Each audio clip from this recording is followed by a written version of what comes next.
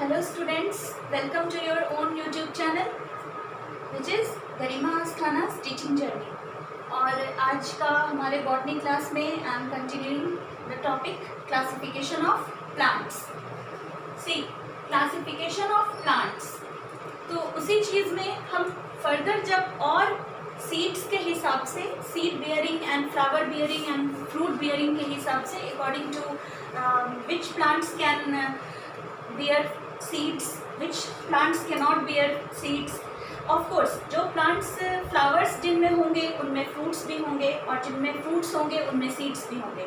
तो according to formation of seeds and fruits and flowers and according to presence of vascular bundle which is xylem and phloem, plants को हम अलग अलग जो हमारा plant kingdom है, this is the kingdom plant kingdom Plantae which is kingdom and which is further divided into two sub kingdoms।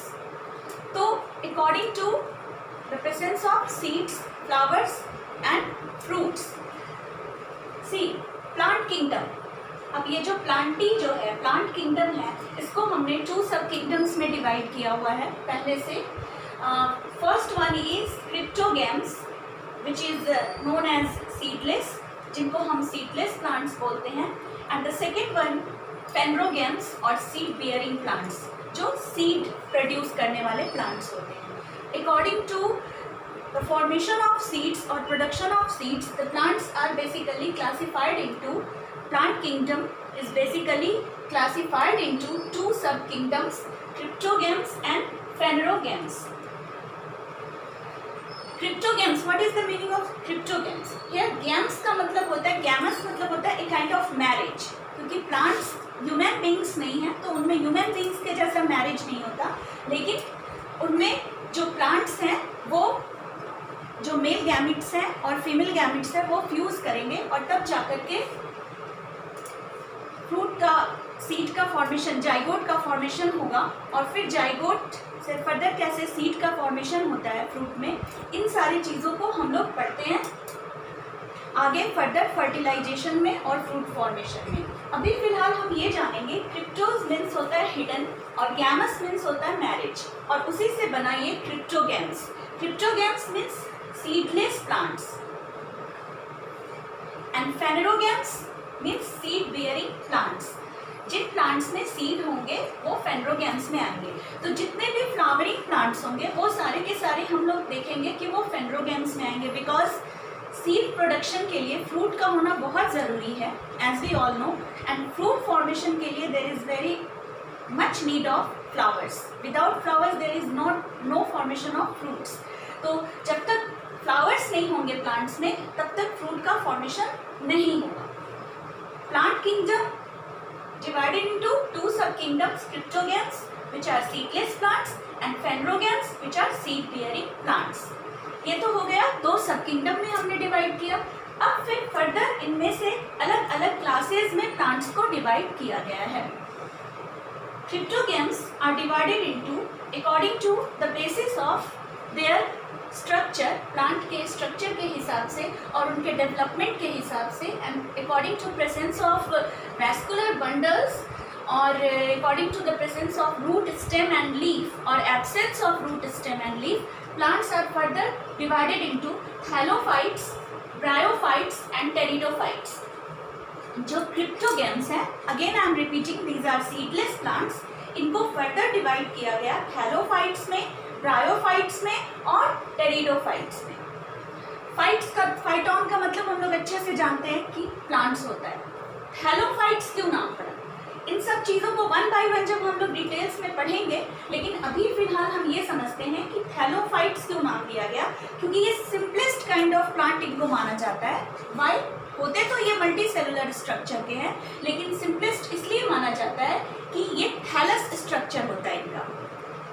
Plants are not differentiated into root stem and leaf. Plant में कोई proper root system, shoot system नहीं होता।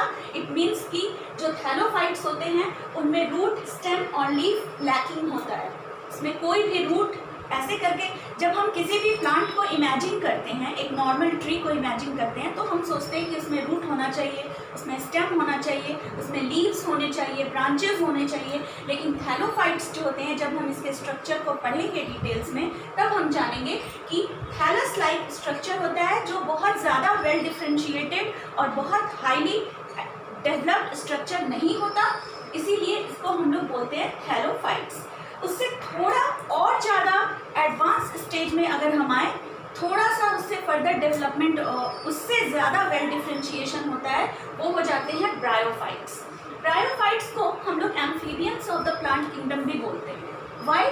Because कुछ ब्रायोफाइटिक plants, जब हम इनके history को जानते हैं ब्रायोफाइट्स के, जब हम इनके एंसेस्टर्स को जानते हैं और जब हम फ्लैशबैक में जाते हैं, तो हिस्टोरिकल पॉइंट ऑफ व्यू से हम ये पाते हैं कि बहुत सारे ऐसे हमको इनके फॉसिल्स मिले हैं और बहुत सारे ऐसे हमने पाया है कि बहुत सारे ब्रायोफाइटिक प्लांट्स जो होते हैं वो लैंड पे पाए जाते हैं और बहुत सारे ब्रायोफाइटिक प्लांट्स जो थे वो वाटर के ही आसपास पाए जा रहे थे। एक्चुअली में वो वाटर में नहीं थे, लेकिन वो बहुत हद तक वाटर के आसपास ही पाए जाते थे। That's why they are said amphibians of the plant kingdom.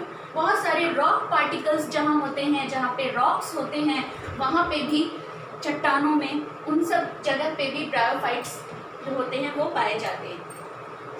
तो थैलोफाइट्स से थोड़े अच्छे से ज़्यादा डिफ्रेंशिएटेड और एडवांस्ड स्ट्रक्चर हो गए ब्रायोफाइट्स के। We shall discuss about bryophytes in details in the next chapter. After bryophytes इससे और ज़्यादा जो डेवलपमेंट आया वो आया टेरिडोफाइट्स में। टेरिडोफाइट्स में थोड़ा और ज़्यादा डेवलपमेंट आया और टेरिडोफाइट्स को हम लोग फर्न्स भी बोलते हैं। अगर इनको हम शॉर्ट में बोले तो फर्न्स, इसमें और ज़्यादा अलग डिफ्रेंशिएशन नहीं हुआ, इनको हम लोग फर्न्स भी बोलते हैं। तो टेरिडोफाइट्स जो ब्रायोफाइट्स से और ज़्यादा एडवांस्ड हो गए, जिनमें थोड़ा थोड़ा ट्री का कैरेक्टर इवॉल्व होना शुरू हुआ। जैसे कि हम लोग फॉर एग्जाम्पल, जैसे हम लोग देखते हैं कि इंसानों में इवोल्यूशन हुआ, जो इवोल्यूशन जो है वो एक ऐसा चीज़ है जो स्टार्टिंग से हर एनिमल्स में, हर प्लांट्स में हो रहा है। इंसानों में भी हम देखते हैं कि शुरू से नए नए कैरेक्टर इवॉल्व किए, तो उसी तरह से प्लांट्स में भी जब नए नए इवोल्यूशन, सबसे पहले इवोल्यूशन के लिए ज़रूरी होता है वेरिएशन, जो जेनेटिकली उसमें जो जितने भी सीक्वेंस होते हैं डीएनए के, जो जीन्स होते हैं, उनमें वेरिएशन आता है, एक नया कैरेक्टर डेवलप करता है, और वही वेरिएशन जब जनरेशन बाय जनरेशन एक नए कैरेक्टर को एक्वायर करता है और डेवलप करता है, that thing is known as evolution. और इवोल्यूशन होने में बहुत सारे ईयर्स लग जाते हैं। It is a very slow and continuous process. ये ग्रेजुअल तो होता है, लेकिन मतलब स्लो ग्रेजुअल प्रोसेस होता है, but still it is very continuous process. तो बहुत सारे ऐसे प्लांट्स हैं जो प्रिमिटिव से एडवांस्ड की तरफ, प्रिमिटिव मीन्स होता है पुराना और एडवांस्ड मीन्स होता है न्यू, काइंड ऑफ न्यू। तो जितने भी पहले वाले जितने प्लांट के स्पीशीज़ थे वो थोड़े सिंपल थे और वो सिंप्लिसिटी से फिर वो बढ़ने लगे एडवांस कैरेक्टर की ओर और उनमें थोड़ी कॉम्प्लेक्सिटी आनी शुरू हो गई।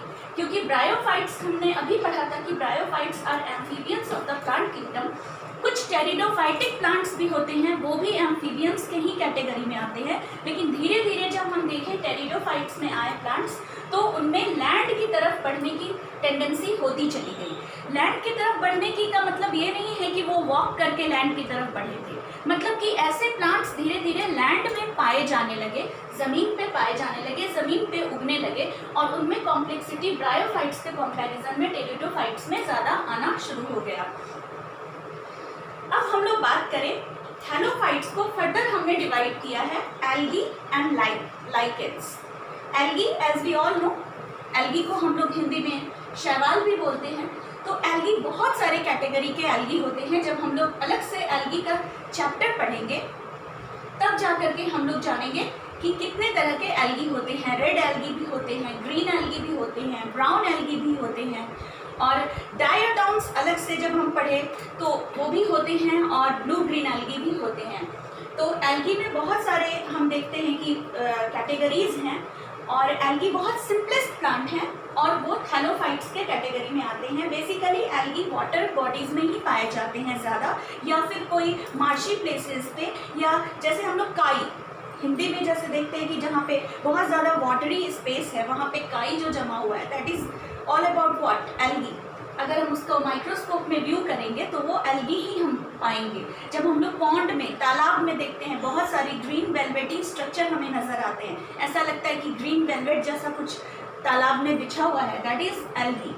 तो एल्गी में भी बहुत सारे हैं, again I am repeating, red algae, brown algae, green algae, ये सारे बहुत सारे एल्गी हैं। उसके बाद एक और कैटेगरी आता है थैलोफाइट्स में, जिसको हम बोलते हैं लाइकेंस। लाइकेंस जो होते हैं वो फंजाई और एल्गी का एसोसिएशन होते हैं। एक्चुअली एल्गी और फंजाई जब सिम्बायोटिक एसोसिएशन में अपना लाइफ स्पेंड करते हैं, that is known as lichens. Lichens एक वैसा स्ट्रक्चर है जिसका हाफ पोर्शन एल्गी जैसा लाइफ स्पेंड करता है, जो फोटोसिंथेसिस कर सकता है, और जो हाफ पोर्शन होता है वो फंजाई के जैसा लाइफ स्पेंड कर सकता है, और दोनों एक दूसरे के म्यूचुअल कोऑपरेशन में अपना लाइफ स्पेंड करते हैं और कोई किसी को हार्म नहीं पहुंचाता है। तो association of algae and fungi we shall discuss about lichens in details in the next chapter. तो लाइकेंस जो होते हैं association of algae and fungi. Bryophytes को हमने 3 कैटेगरी में डिवाइड किया है, मॉसेस, लिवरवर्ट्स एंड हॉर्नवर्ट्स। जो सबसे सिंपलेस्ट कैटेगरी के ब्रायोफाइट्स होते हैं वो होते हैं मॉसेस। उसके बाद जो उससे थोड़े एडवांस्ड होते हैं वो होते हैं, एक अलग वेराइटी है विच लिवरवर्ट्स, और उससे और ज़्यादा स्पेशलाइज्ड जो होते हैं वो होते हैं हॉर्नवर्ट्स। तो मतलब ब्रायोफाइट्स में भी 3 अलग अलग क्लासिफिकेशन किया गया है, mosses, liverworts and hornworts. These 3 are bryophytes होंगे। अब जब हम ब्रायोफाइट्स से थोड़ा एडवांस स्टेज पे पहुंचते हैं तो टेरिडोफाइट्स, जैसा कि हमने बताया, टेरिडोफाइट्स में ज़्यादा डिवीज़न नहीं है। टेरिडोफाइट्स में ओनली फर्न्स आते हैं, और ये टेरिडोफाइटिक प्लांट्स कुछ ही हैं जो पानी के आसपास पाए जाते हैं। ज़्यादातर ये थोड़े ज़मीन पे ही ज़्यादा दिखाई देते हैं। वैसे तो है सबके सब ज़मीन पे ही पाए जाने वाले। अगर हम एल्गी को थोड़ा साइड कर दे तो एल्गी ज़्यादा पानी में पाया जाता है। अब नेक्स्ट हमारा जो डिवीज़न था ये हो गया सारे के सारे सीडलेस प्लांट्स। क्योंकि और एक बात और मैं यहाँ पे बता दूँ कि जो थैलोफाइट्स थे इनमें तो सवाल ही नहीं उठता कि रूट, स्टेम और लीफ तो होगा ही नहीं। रूट, स्टेम और लीफ जब नहीं होगा तो there is no need of vascular bundle, तो जाइलम फ्लोएम होने का कोई सवाल ही नहीं उठता। ये बहुत ही सिंपलेस्ट काइंड है। उसके बाद जब हम लोग बात करें ब्रायोफाइट्स की, तो ब्रायोफाइट्स में थोड़ा डेवलपमेंट हुआ है, लेकिन इसमें भी कोई रूट, स्टेम और लीफ नहीं है। There is no proper root, stem and leaf, and there is no vascular bundle. It means there is no xylem and no phloem. हम अच्छे से जानते हैं कि जो जाइलम और फ्लोएम होते हैं वो कनेक्टिव टिश्यू होते हैं, मीन्स ट्रांसपोर्ट टिश्यू होते हैं। उनको एक साथ हम लोग वैस्कुलर बंडल इसलिए बोलते हैं बिकॉज उनका काम होता है transportation of water and minerals. Xylem जो होते हैं वो वाटर और मिनरल्स को कंडक्ट करते हैं, थ्रू आउट द प्लांट्स को पहुंचाते हैं रूट के थ्रू, क्योंकि जड़ में ही हम लोग पानी डालते हैं पौधे में, तो मिट्टी से जो जड़ में पानी जाता है वो जाइलम के थ्रू आउट द प्लांट पहुंचता है। और जो फ्लोएम है वो फूड पार्टिकल्स को, जैसा कि हम अच्छे से जानते हैं कि ग्रीन प्लांट्स में जो फूड बनता है वो लीव्स में बनता है, और वो जो फूड बना, ग्लूकोज बना, वो थ्रू आउट द प्लांट्स पहुँचता है through phloem, which is again A kind of vascular bundle, और वैस्कुलर बंडल में ही आता है। और ये जो टिश्यू है ये इसका काम है कि फूड को कंडक्ट करना। लेकिन ये जाइलम और फ्लोएम जो है वो ब्रायोफाइट्स में भी नहीं पाया जाता है। कंडक्शन का काम थोड़ा बहुत दूसरे तरह के टिश्यू करते हैं। जब हम लोग ब्रायोफाइट्स के बारे में पढ़ेंगे तो we shall discuss about those things. अब हम लोग बात कर लेते हैं टेरिडोफाइट्स की। तो जो टेरिडोफाइट्स होते हैं इनमें वैस्कुलर बंडल तो नहीं होते जाइलम फ्लोएम जैसे, लेकिन जाइलम फ्लोएम जैसे दूसरे स्ट्रक्चर इसमें डेफिनेटली पाए जाते हैं, जिनका काम होता है थोड़े बहुत वाटर, मिनरल्स और फूड जो उनका बनता है, क्योंकि फोटोसिंथेसिस जैसा वहाँ पे नहीं होता प्रॉपर, लेकिन उनकी टेंडेंसी अब धीरे धीरे और डेवलपमेंट की ओर हो गई थी। जब हम लोग इवोल्यूशन पढ़ेंगे प्लांट का तब हम लोग जानेंगे कि कैसे सिंप्लिसिटी से कॉम्प्लेक्सिटी की ओर प्लांट्स भी बढ़ने लगे थे। तो यहाँ पे भी there is no vascular bundle proper, but there is a kind of similar tissue. Next हमारा आ गया प्लांट किंगडम में जो दूसरा सब किंगडम है वो है फेंड्रोगैम्स। फेंड्रो मीन्स होता है a kind of flower type, और मतलब और एक काइंड ऑफ वैसा, ऑर्गेम्स मतलब होता है मैरिज, मतलब वैसा मैरिज जैसे कि हम लोग अच्छे से जानते हैं कि प्लांट में मैरिज का मतलब हुआ पॉलिनेशन। फ्रूट फॉर्मेशन से पहले पॉलिनेशन होना बहुत ज़रूरी है। Transfer of pollen grains from male part of the flower to stigma of the female part, that process is all about pollination. तो वो सब चीज़ भी हम लोग पढ़ेंगे। तो हम अच्छे से जानते हैं कि पॉलिनेशन होता है and after that there is formation of fruit, और फॉर्मेशन ऑफ फ्रूट होता है तब जाकर के फ्रूट में सीड का डेवलपमेंट होता है। तो all the seed bearing plants are known as phanerogams. जितने भी सीड बियरिंग प्लांट्स हैं जिनमें सीड का फॉर्मेशन होता है, और जब यही बीज जर्मिनेट करते हैं, यही सीड जर्मिनेट करते हैं, तब जाके न्यू प्लांट डेवलप करता है। हाँ, तो इस तरह को हम लोग बोलते हैं फेनरोगैम्स। फेनरोगैम्स को हमने दो कैटेगरी में फिर फर्दर क्लासीफाई किया है, जिम्नोस्पर्म्स एंड एंजियोस्पर्म्स। जिम्नोस्पर्म्स का मतलब मैक्सिमम एंजियोस्पर्म्स के कैटेगरी में, जिम्नोस्पर्म्स में भी थोड़े बहुत आते हैं। अब जिम्नोस्पर्म्स को हमने टू कैटेगरी में डिवाइड कर दिया है, कॉनिफर्स एंड साइकेड्स। ये सारे जो होते हैं ये इसके भी दो अलग अलग कैटेगरी हो गए जिम्नोस्पर्म्स के, कॉनिफर्स और साइकेड्स होते हैं, और ये ज़्यादा एडवांस्ड नहीं होते। इनमें सीड का तो फॉर्मेशन होता है लेकिन there is no seed coat outside the seed. तो इसमें एक प्रॉपर तरीके से हम कह सकते हैं कि उतना ज़्यादा डेवलपमेंट नहीं हो पाता है। लेकिन जब हम आगे बढ़े तो सबसे एडवांस्ड कैरेक्टर है प्लांट का, वो है जो सबसे एडवांस्ड, सॉरी नॉट कैरेक्टर, सबसे एडवांस्ड जो कैटेगरी है वो है एंजियोस्पर्म्स। और एंजियोस्पर्म्स में फिर फर्दर दो डिवीज़न है, मोनोकॉटिलेडन्स एंड डाइकॉटिलेडन्स। मोनोकॉटिलेडन्स को हम लोग शॉर्ट में मोनोकॉट्स भी बोलते हैं और डाइकॉटिलेडन्स को हम लोग डाइकॉट्स भी बोलते हैं। मोनो मीन्स होता है one in the language of science और bio. Mono means one and di as I said you, di का मतलब होता है टू, डाई या बाई दोनों का मतलब होता है टू। अगर सिंगल कॉटिलेडन होगा उसके सीड में तो उस तरह के प्लांट को हम लोग मोनोकॉटिलेडन्स के कैटेगरी में रखेंगे, और अगर डबल कॉटिलेडन्स होगा सीड में तब हम उसको डाइकॉट्स के कैटेगरी में रखेंगे। तो एंजियोस्पर्म्स में जितने, जैसे मैंगो हो गया या जो भी फ्रूट बियरिंग प्लांट हो गए, जितने भी ब्रासिकेसी फैमिली के हो गए या मालवेसी फैमिली के हो गए, या अलग अलग जो इस तरह के एडवांस फ्रूट और फ्लावर गिविंग प्लांट्स हो गए, वो सब के सब एंजियोस्पर्म्स में आते हैं। जितने भी जैसे वीट हो गया, इस तरह का चीज़ वो आ जाएगा किसमें, मोनोकॉटिलेडन्स के कैटेगरी में, क्योंकि उसमें सिंगल कॉटिलेडन होता है। तो एंजियोस्पर्म्स मीन्स हम लोग ऐसे समझें कि जितने भी हम लोग फ्रूट और फ्लावर गिविंग जो प्लांट्स हम लोग देखते हैं वो सब एंजियोस्पर्म्स में आते हैं। एंजियोस्पर्म्स में दो हो गया, मोनोकॉटिलेडन्स एंड डाइकॉटिलेडन्स। तो इस तरह से हम लोग देखते हैं कि क्लासिफिकेशन ऑफ प्लांट्स में जब हम लोग स्टार्टिंग से और आगे की ओर बढ़ते हैं तो सिंप्लिसिटी से हम बढ़ते हैं कॉम्प्लेक्सिटी की तरफ। पहले थैलस होता था जिसमें there was no any proper differentiation. जैसे जैसे हम लोग थैलोफाइट्स से ब्रायोफाइट्स एंड ब्रायोफाइट्स से टेरिडोफाइट्स से जिम्नोस्पर्म्स एंड जिम्नोस्पर्म्स से एंजियोस्पर्म्स पे बढ़ते हैं तो हम लोग ये पाते हैं कि there is well differentiation of what, root, stem, leaf, vascular bundle. Of course जब हम लोग जिम्नोस्पर्म्स और एंजियोस्पर्म्स में पहुंच जाते हैं तो यहाँ पे सीड्स का तो फॉर्मेशन होता ही है, फ्रूट का फॉर्मेशन, फ्लावर का, फ्रूट का फॉर्मेशन तो होता ही है। इसके साथ साथ यहाँ पे प्रॉपर वैस्कुलर बंडल भी होते हैं, कंडक्टिंग टिश्यू होते हैं, जाइलम एंड फ्लोएम, जिनका काम है वाटर और मिनरल्स को कंडक्ट करना और फूड को कंडक्ट करना।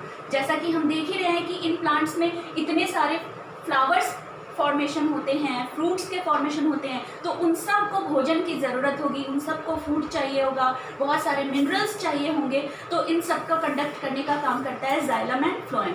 तो जैसे जैसे हमने देखा कि एडवांस की ओर बढ़े उसको हम लोग ये पाते हैं वहाँ पे कि प्लांट्स में कंडक्टिंग टिश्यू वगैरह बहुत ज़्यादा बढ़ जाते हैं। तो उस हिसाब से अगर देखा जाए according to the formation of seed, उस बेसिस पे हमने प्लांट्स को अलग अलग कैटेगरी में डिवाइड कर दिया है। Okay, thank you. आज की क्लास में बस इतना है।